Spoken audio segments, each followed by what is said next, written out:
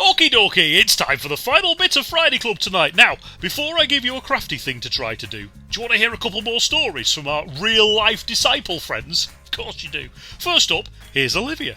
Now, she went through a really bad time a few years ago, suffering from really bad headaches called migraines, and then she ended up in hospital with appendicitis. But when she was well enough, she didn't just not come to church or Friday Club, she still came along to play her part in God's big story. Then there's Christine. Hello, Christine! Okay, so there was a time probably about 6 years ago when I lost somebody very close to me, and it was a really tough time. I didn't really understand why it happened, but I was so glad that I'd kind of got my faith and God kind of got me through it, even though it was quite hard. And this is Lucas. Lucas's granddad died a couple of years ago and that made him really upset. But knowing God was there to look after him kept him coming to church and having fun with you lot on a Friday night. So remember, one of our jobs as people who go to church is to tell other people about Jesus. Imagine how amazing the world would be if everyone believed and lived truthful and honest lives.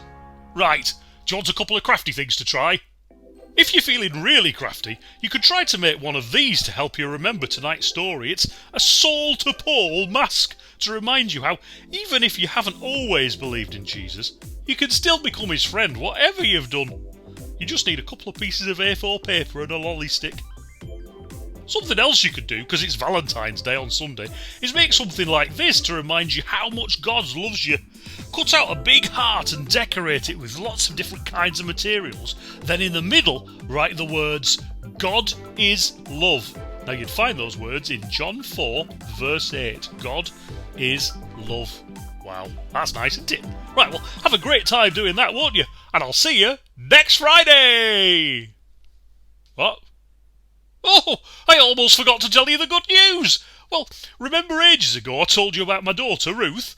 Well, she's found out this week that she's having another baby. And that means Mrs. Albert and I are going to be grandparents again. Isn't that amazing? Oh, we're so happy. Right, don't forget to tell people your good news, will you? Bye!